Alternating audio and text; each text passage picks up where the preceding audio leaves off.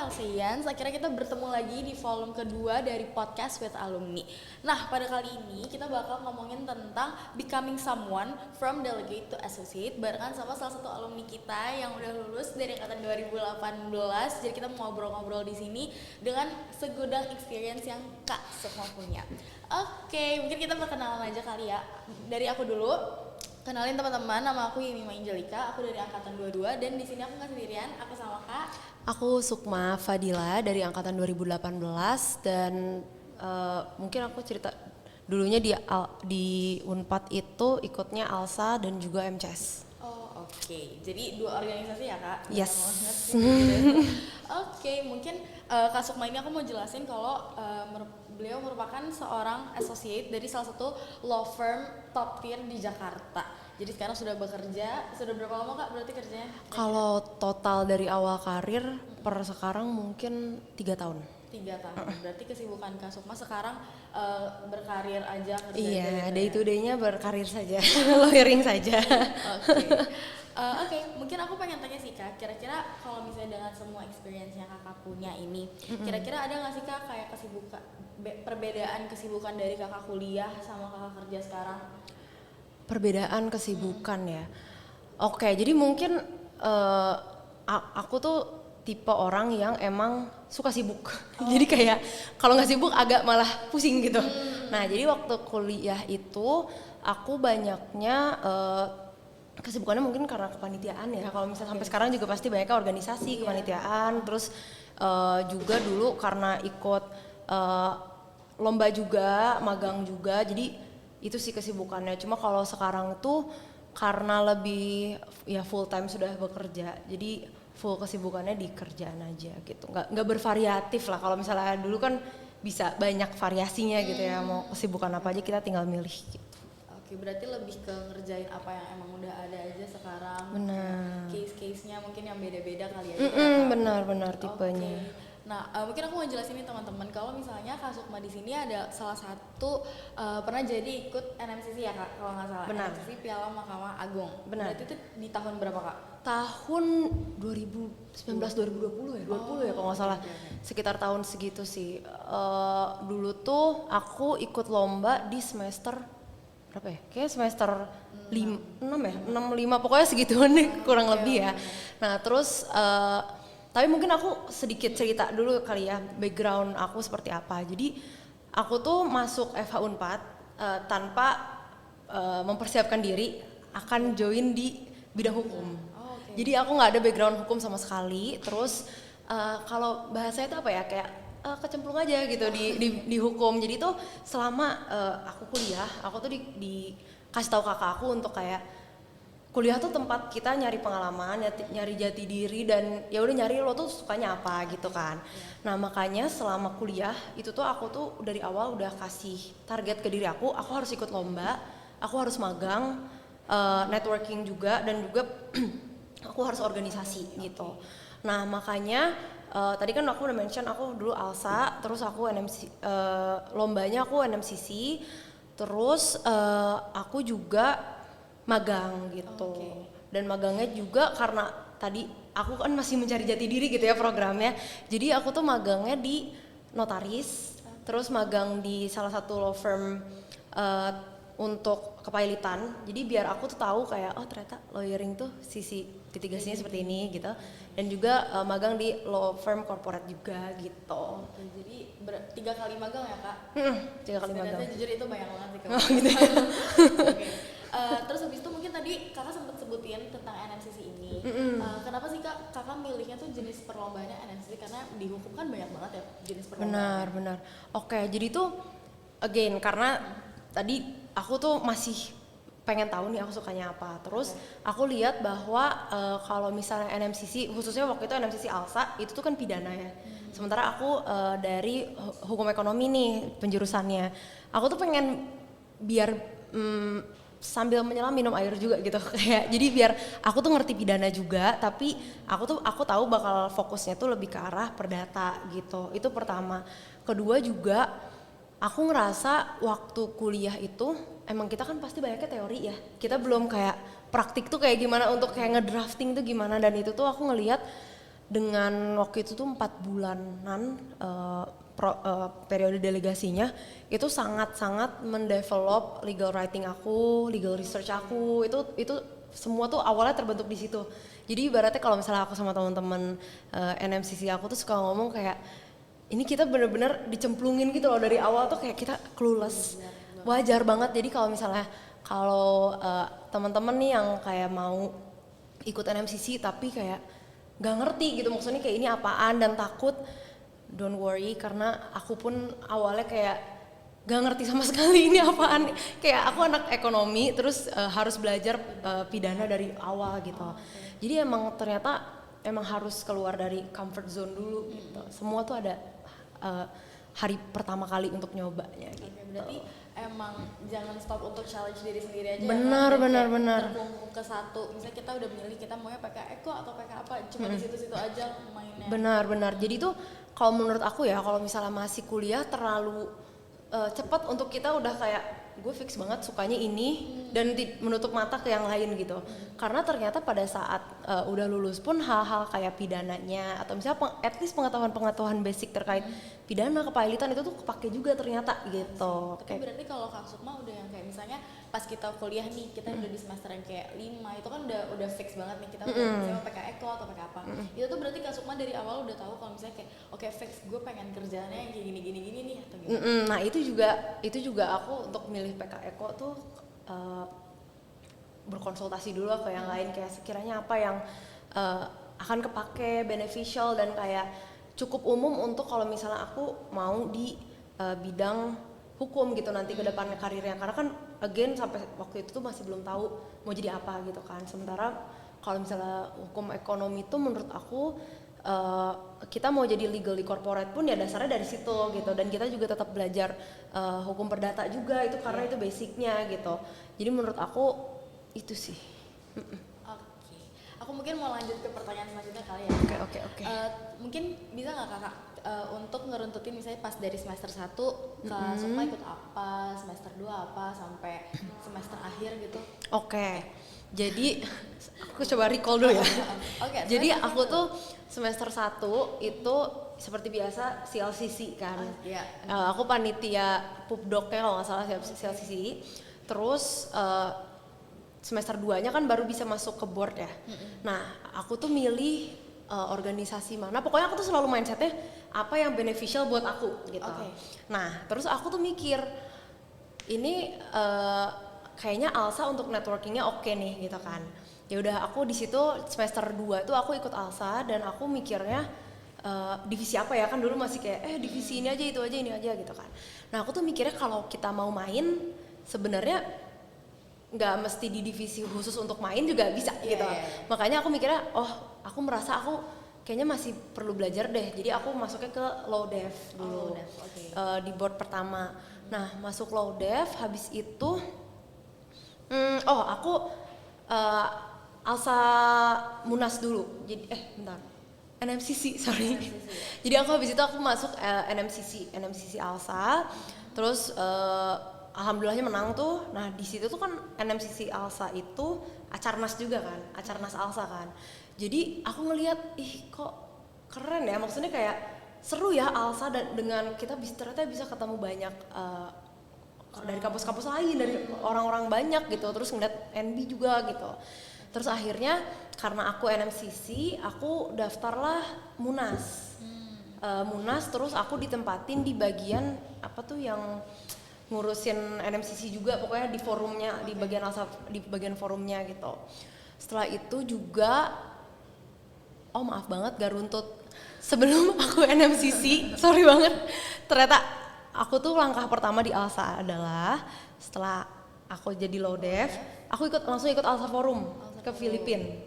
Iya, jadi sebelum NMCC aku ALSA Forum ke Filipina, terus aku melihat tuh kayak ternyata ini organisasi beneran nih, maksudnya kayak gue bisa beneran ketemu orang-orang luar nih gitu kan. Terus aku ngelihat kayak wow keren juga ya NB gitu, kayak di situ kayak melihat betapa berwibawanya kita mahasiswa ini menjadi pejabat NB gitu kan. Itu membuka aku tentang kayak tentang ALSA gitu kan. Di situ juga kenal banyak dari LC lain kan.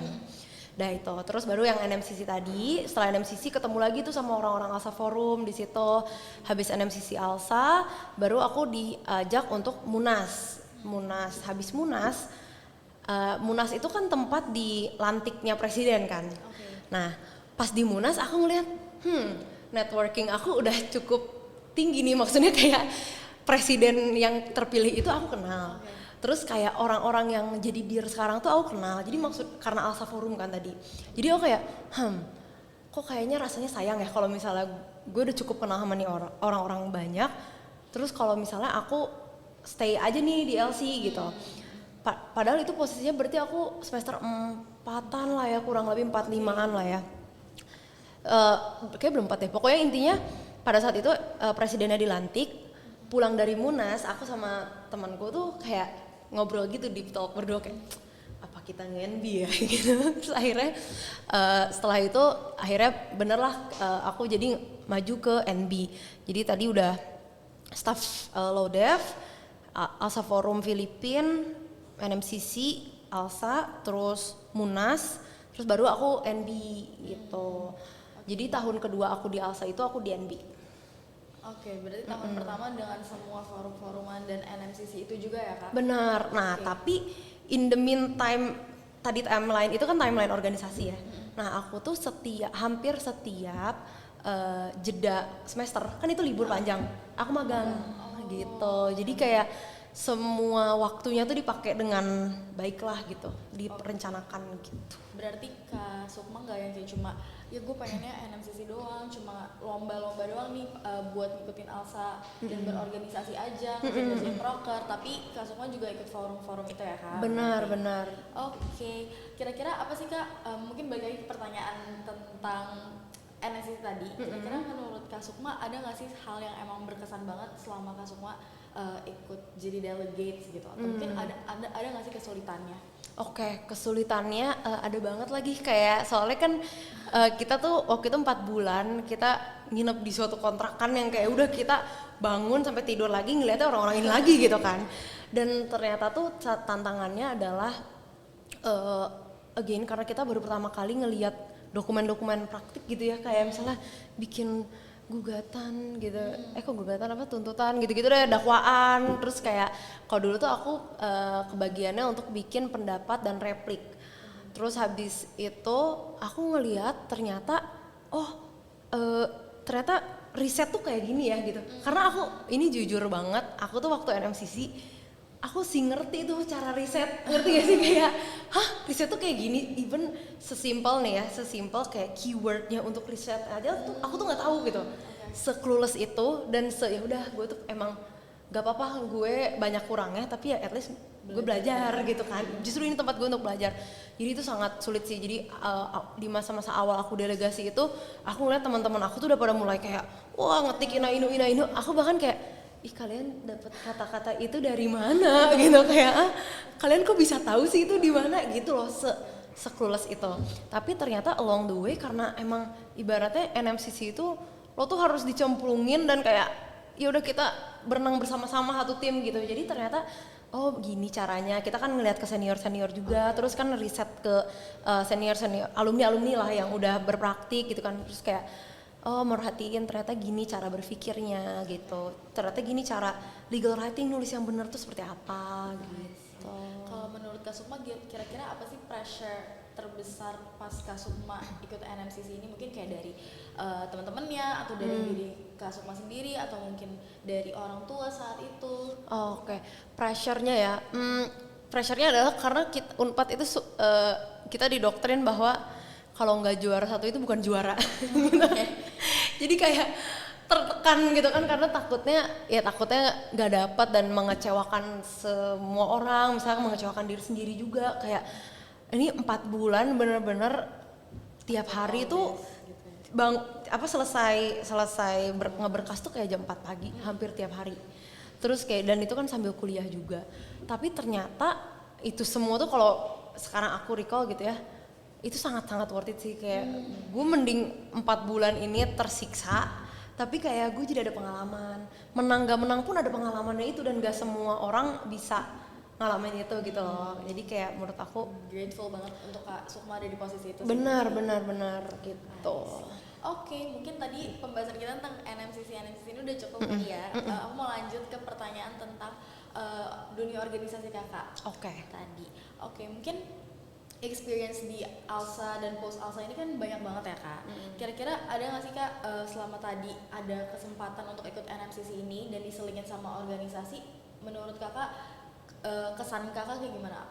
Experience-nya apakah kayak aduh sumpah capek banget kayak gue abis berkas jam 4 pagi terus habis itu masih ada rapat dan segala macamnya, kira-kira apa sih kak yang berkesan banget sama kakak pada saat itu di tahun-tahun pertama? Berarti ini lebih ke arah cakupannya pas organisasinya gitu ya. Aku ngerasa capek banget lagi kayak capek banget, tapi ternyata kita itu gimana point of view kita nggak sih, kayak misalnya emang capek banget tapi ngalsa tuh menurut aku lebih ke arah main juga nggak sih. Jadi kayak aku mikirnya ini kalau waktu proses sambil ngeberkas ya, aku mikirnya tuh pas bagian kita rapat-rapat ALSA atau harus berhubungan dengan ALSA, aku tuh malah refreshing gitu loh, karena kalau malam-malam kan udah ngeberkas full, otak dipakai untuk materi gitu kan. Kalau ALSA tuh menurut aku way out aku untuk kayak nafas dulu gitu. Nah tapi again karena aku tuh pengalaman di ALSA-nya di local board cuma kayak 1 tahun kurang. Jadi aku banyaknya mungkin diarah di national board-nya gitu, point of view-nya ya. Terus kalau misalnya yang aku rasain pada saat di national board mungkin itu tuh ternyata apa ya, organisasi ini tuh kita tuh harus mikir gini, ini organisasi internasional. Terus kita tergantung kita mau manfaatinnya sampai mana gitu. Nah kebetulan waktu itu aku di national board, aku mikirnya kayak oke nih, gue bisa manfaatin organisasi ini untuk gue networking ke level nasional. Nah ternyata ini tuh berdampak banget ke aku, adalah aku jadi kenal bener-bener banyak orang di berbagai LC. Karena as a background juga aku tuh bukan tipe yang bisa kenal banyak orang kayak oh my god gitu, nggak bisa yang kayak berbaur dengan mudah gitu. Jadi setelah again dicemplungin lagi tuh di national board, jadi kenal nih misalnya dari Unsia, dari Unsri, dari Udayana gitu, kayak orang yang bahkan aku nggak nyangka aku bisa punya temen di kota yang jauh-jauh kayak gitu kan.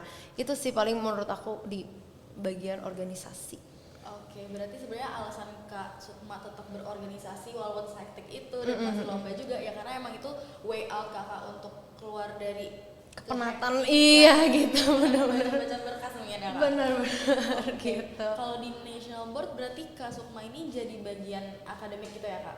Benar. Boleh dijelasin nggak sih kalau akademik ini ngurusinnya apa? Oh oke. Gitu. Jadi tadi kan di lokalnya aku low dev. Nah terus di NB-nya aku di bagian under VP Academic Affairs, AAT, Academic and Training, pokoknya kurang lebih kayak gitu.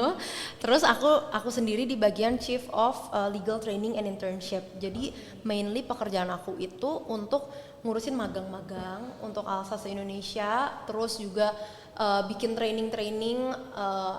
Waktu itu tuh ada legal discussion, itu baru pertama kali di board aku. Terus legal training and workshop, terus bikin ya magang-magang lah kayak gitu. One thing yang menurut aku kayak kalau aku disuruh ingat lagi gitu ya dari semua proker itu, yang menurut aku wah ini kerasa banget nih NB-nya, kerasa banget ALSA-nya gitu. Aku tuh pertama kali bikin proker serentak magang se-Indonesia. Jadi waktu itu kita NB kita ini kerjasama sama YLBHI.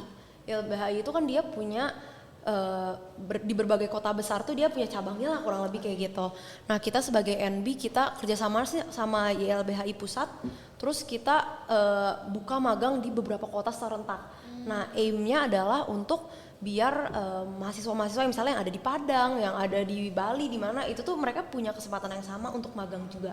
Karena ternyata di luar Jakarta tuh orang tuh susah lah untuk dapat opportunity untuk magang. Nah, aku merasa kayak wah ternyata beneficial juga ya. Maksudnya kita tuh bisa punya impact yang baik juga ke orang-orang sekitar juga gitu. Mungkin karena kakak ada di posisi itu, kakak juga jadi kayak terpacu untuk kayak gue tiap liburan harus magang juga nih. Gitu Iya, ya. benar. Jadi kayak waktu di legal training and internship ini, karena akunya juga udah pernah magang dan tahu kayak misalnya ternyata magang tuh apa yang harus dipersiapkan dan lain-lainnya. Jadi kayak itu ternyata ngebentuk aku pada saat aku selesai lulus, aku udah punya ilmu untuk kayak oh kalau nyiapin ini tuh harus caranya gini, kalau nyiapin CV tuh ternyata caranya gini, kayak gitu sih. Jadi kayak sambil menyelam minum air gitu. Kira-kira kalau menurut Kak Sukma ada nggak sih Kak hubungan antara misalnya tadi NB dan NMCC juga dengan pekerjaan kakak sekarang gitu di bidang ini? Ada banget. Jadi tuh ibaratnya masa kuliah aku tuh masa dimana aku nge-build CV aku gitu kan. Nah justru hal-hal tadi NB lah, terus lomba lah, itu semua tuh sangat menjual pada saat mau daftar kerja gitu. Ternyata tuh aku juga baru tahu ternyata waktu pada saat baru daftar kerja yang ditanya tuh karena ibaratnya kan kita mereka ekspektasi pengalaman kerja kita nggak ada dong karena kan baru lulus gitu. Jadi yang mereka tanyakan tuh ternyata kamu dulu waktu kuliah ngapain gitu. Aku tuh beberapa kali interview di beberapa tempat gitu ya. Generally ya sama gitu, maksudnya kayak untuk fresh graduate itu ditanya kamu organisasinya apa, peran kamu apa di sana, dan dikarenakan aku udah ada pengalaman di lomba, delegasi, NB juga, magang juga, jadi kayak untuk ngejawab hal itu tuh sangat mudah lah untuk aku untuk kayak aku ada pengalaman di sini juga ada, di sini juga ada gitu. Jadi kalau ditanya apa ngaruhnya, itu semua ngaruh banget. Itu kayak bener-bener stepping stone pertama aku untuk kayak masuk ke dunia kerja, itulah yang aku jual gitu. Karena kan ya again belum ada pengalaman kerja yang benar-benar bisa menjual gitu kan. Gitu. Tapi kalau menurut Kak Sukma nih, aku tiba-tiba kepikiran aja, bisa nggak sih kalau misalnya kita pas jadi mahasiswa kita kayak yaudah biasa aja menjalani hidup, mungkin berorganisasi tapi nggak lomba, nggak magang dan segala macamnya. Kira-kira ada nggak sih Kak opportunity untuk berada di posisi yang sama-sama kakak? Mungkin akan jauh berbeda. Cuma kalau menurut kakak bisa nggak Kak? Bisa banget. Menurut aku kayak sebenarnya itu tuh poin plus iya, tapi kan ibaratnya apa ya? CV nih, nanti kan dilihat sama mereka. Ujung-ujungnya kan yang dites kemampuan kitanya lagi. Nah, makanya kalau misalnya pengalaman itu semua good to have, tapi yang emang lo wajib punya yaitu ilmu-ilmu lo dari kampus itu. Teori-teori yang lo sama ini pelajarin. Jadi kalau misalnya untuk teman-teman yang nggak berorganisasi atau misalnya nggak lomba, ya nggak apa banget. Banyak banget teman-teman aku yang kayak di kampusnya dia sama sekali misalnya ansos gitu, kayak bener-bener berorganisasi pun enggak, tapi ya udah sama-sama aja bareng aku sekarang gitu. Jadi emang tetap harus kuat di teori-teorinya juga gitu. Sama aja kok, opportunity-nya sama sih menurut aku. Oke, tapi mungkin berarti lebih ke penekanan ke teman-teman untuk tetap cobain aja hal-hal baru ini karena ya untuk mengisi waktu juga nggak sih Kak? Benar. Oke, mungkin aku lanjut kali Kak. Tadi tiba-tiba aku kepikiran juga sih tentang selama ini gitu dari perkuliahan kakak ini, ada nggak sih Kak yang kakak regret gitu kayak aduh kayak gue belum gini nih. Oke. Iya, jadi kalau misalnya tadi kan aku udah cerita juga gimana pengalaman aku di selama kuliah gitu ya, maksudnya organisasi, lomba dan lain-lain. Tapi ternyata side effect-nya adalah aku jadi kurang banyak waktu untuk main sebenarnya. Jadi banyak cerita-cerita masa muda, maksudnya kayak masa kuliah yang teman-teman aku tuh, oh kita dulu pernah ini, kita pernah ini, tapi kayak di aku nggak ada pengalaman itu. Karena kayak ya salahnya di aku adalah aku terlalu kayak aku harus A, B, C, D yang terlalu fokus untuk siapin masa depan, tapi ternyata lupa having fun pada saat di masa kuliahnya. Itu jujur cukup nyesel sih. Walaupun gitu. ternyata Kak Sukma juga punya fun on your own way aja sih. Bener sih, ya kan? sebenarnya bener. Cuma jadinya kayak teman-teman Unpadnya aku jadi agak kurang banyak memori bareng-barengnya gitu. Agak FOMO dikit aja. Bener, FOMO banget lagi. Oke, mungkin aku mau lanjut nih ke pertanyaan kakak. Setelah lulus pas jadi fresh graduate, kakak udah ada di law firm sekarang kayak gini, udah di law firm top tier dan nanganin mungkin banyak kasus gitu. Kira-kira ada nggak sih Kak skill-skill yang emang diperluin gitu loh pas kita jadi mahasiswa udah harus kita siapin nih? Oke. Skill ya, kalau misalnya skill ternyata yang penting banget itu untuk kita first step gitu ya masuk ke dunia perlawyeran adalah legal research, legal writing, terus juga bahasa Inggris ternyata. Jadi kayak menurut aku 3 ini yang basic skill yang emang harus kita punya untuk kita masuk sebagai fresh grad lah gitu. Nah ternyata pada saat aku masuk nih, ini mungkin kayak kita buka-bukaan aja ya. Kayak waktu aku pertama kali lawyering gitu, ternyata tuh legal writing, padahal aku udah NMCC gitu ya, ternyata nggak cukup. Maksudnya at least untuk diri aku ya. Kayak ternyata karena NMCC kan pakai bahasa Indonesia ya. Terus sementara kalau misalnya di law firm itu kan pakai bahasa Inggris. Terus tipe penulisannya juga beda banget kan. Maksudnya kayak untuk bikin legal advice dan lain-lain penulisannya juga beda. Ternyata tuh skill yang pertama itu legal writing gitu. Caranya gimana? Caranya banyak-banyak baca terkait kayak misalnya kayak kalau misalnya kalian nge-follow di LinkedIn kan law firm pada suka bikin kayak client alert kayak gitu. Nah itu tuh kalian bisa lihat oh ternyata penulisan yang mereka suka tuh kayak gimana, concise-nya dan kayak oh nggak bertele-tele nih gitu. Nah itu legal writing. Terus legal research. Jadi tuh aku di kantorku sebelumnya itu tuh sekitar 2,5 tahun dan itu aku dari intern awalnya. Jadi bener-bener aku awal itu bahkan aku nggak tahu anggaran dasar itu isinya apa aja, aku nggak tahu gitu. Kayak aku disuruh cari pasal di anggaran dasar terkait ini, aku kayak anggaran dasar apaan aku nggak tahu gitu. Terus kayak aku baca semuanya satu-satu kayak oh my god, itu benar-benar first step.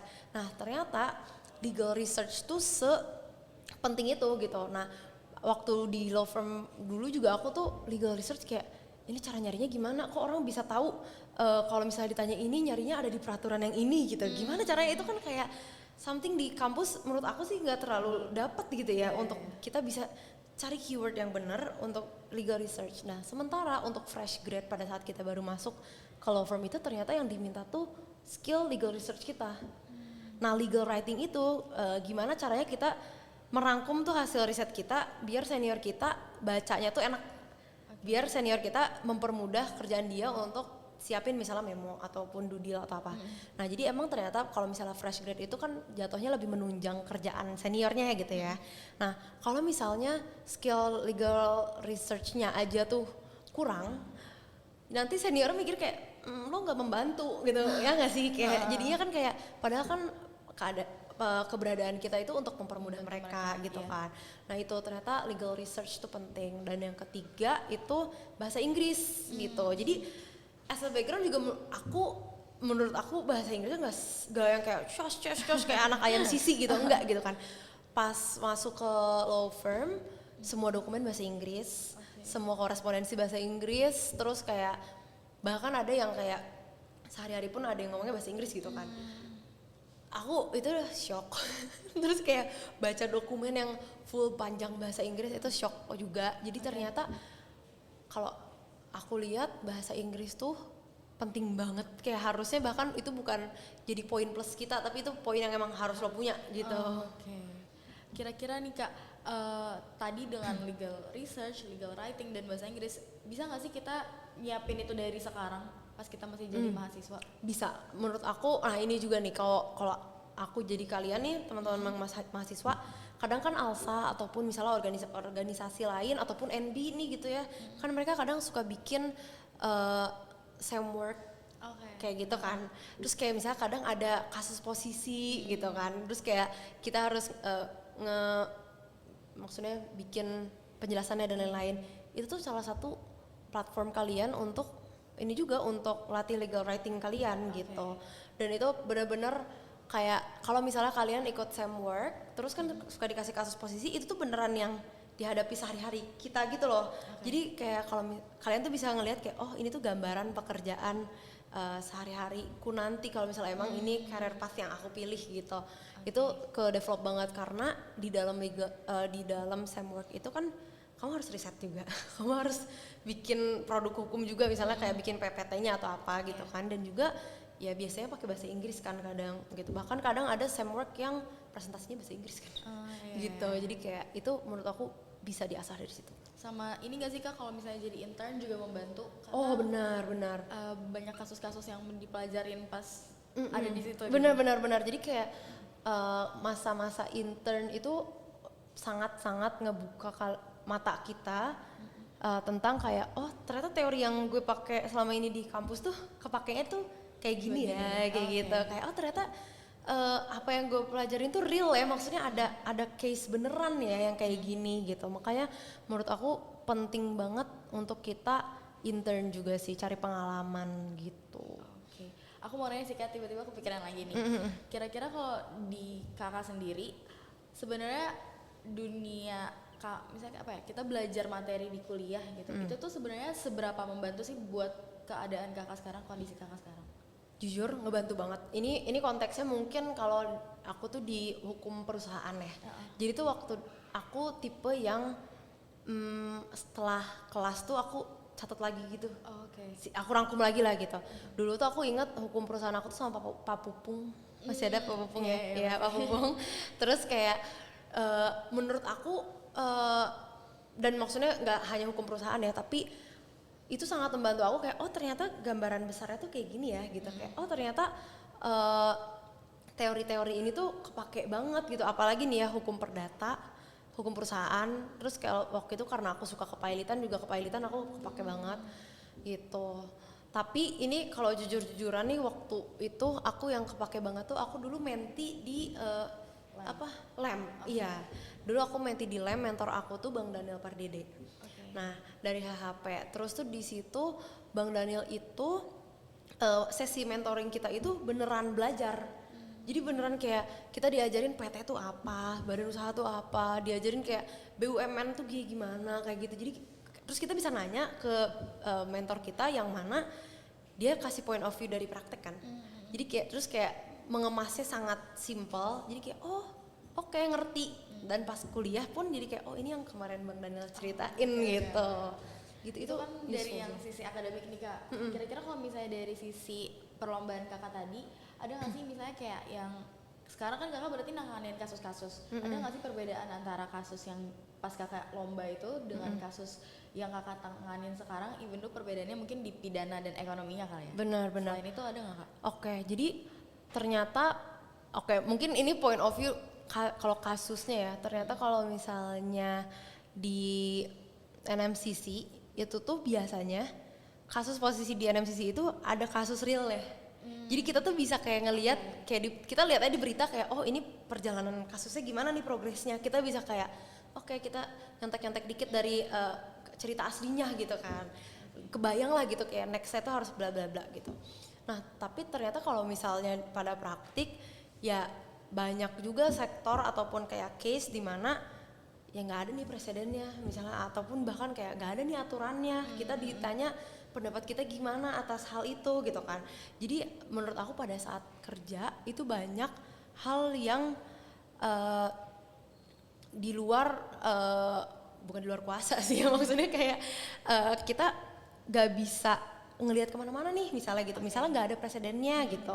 Jadi itu analisis kita yang sangat diuji di situ atas misalnya hukum yang adanya seperti apa dan pendapat kita seperti apa gitu. Jadi memang kasus baru dan emang harus dipelajarin Bener. sendiri dengan semua pelajaran yang udah pernah kita dapat di kuliah. Dan untungnya karena Kakak jadi delegate itu mendukung Kakak kayak oh ya berarti gue tahu nih analisnya harus kayak gini. Benar, cara nulisnya gimana, cara risetnya gimana gitu. Oke, berarti kalau menurut Kakak apakah dengan menjadi seorang delegate itu menunjang karir? Banget. Oke, mungkin aku mau lanjut ke pertanyaan agak udah mulai menuju ke akhir-akhir nih. Oke. Mau ngajak Kakak untuk throwback lagi. Kira-kira kalau misalnya nih Kakak bisa balik ke masa kuliah Kakak, apa sih tips and trick yang bakal Kakak kasih ke teman-teman mahasiswa yang masih ada di sekarang? Menurut aku nomor satu have fun. Masa muda. Nomor 2, tapi jangan sampai lupa kalian mau gimana setelah ini. Karena kadang mahasiswa itu tenggelam dengan rasa senang-senangnya ya gitu ya. Jadi kayak kadang lupa nih next stepnya apa. Padahal setelah kalian lulus itu bener-bener teman-teman kalian tuh yang nggak bisa bantu juga kalau kaliannya dari kalian sendirinya nggak ada value-nya, nggak ada keinginannya gitu. Itu benar. Jadi menurut aku selain ya having fun, tapi kalian juga tetap harus siapin karir kalian kayak gimana ke depannya gitu. Banyak ngobrol juga misalnya sama alumni-alumni juga boleh, sama senior-senior kalian yang pasti kan udah melewati nih fase-fase yang kalian masih takutkan. Nah, itu tipsnya gimana kayak gitu-gitu. Itu menurut aku useful juga. Gitu sih paling. Jujur aku berasa kayak lagi dikasih tahu juga sama gitu ya. kakak. Kayak lagi sesi mentoring gitu ya jatuhnya. Iya, berarti aku juga tetap harus nggak boleh main-main doang nih kuliah. Oke, kira-kira nih Kak, terakhir ada nggak sih harapan buat Alsa LC Unpad? Oke. Untuk Alsa LC Unpad dan juga mungkin untuk adik-adik gitu ya. Semoga sih ini wadah yang kalian benar-benar bisa manfaatkan dengan baik, bukan hanya sekedar datang dan kayak ya udah formalitas untuk absen doang gitu ya. Tapi untuk kalian pikir bisa bermanfaat apa aja. Kalau misal untuk Alsa LC Unpad secara organisasi, hopefully program-programnya tuh beneran useful, bukan hanya untuk kayak menuhin LPJ doang, tapi kayak berguna dan kayak bermanfaat gitu. Dan juga dari mahasiswa-mahasiswanya juga justru harus berpartisipasi juga, karena ada wadah nggak dipakai juga percuma, bener gitu, sayang. I see. Oke, mungkin sebenarnya obrolan kita itu aja sih Kak. Jujur aku banyak banget belajar. Kayak berasa dikasih tahu nih kayak Oke. gini. Hopefully useful ya. Gitu aja mungkin. Semoga kita bisa ketemu Kak Sukma di lain kesempatan. Thank you banget Kak Sukma udah datang. Semoga kita juga bisa memberikan Kakak pengalaman mungkin dengan podcast ini. So far gitu aja. See you di next podcast selanjutnya. Bye bye. In Alsa we learn, in Alsa we connect, in Alsa we develop. Alsa Always be one.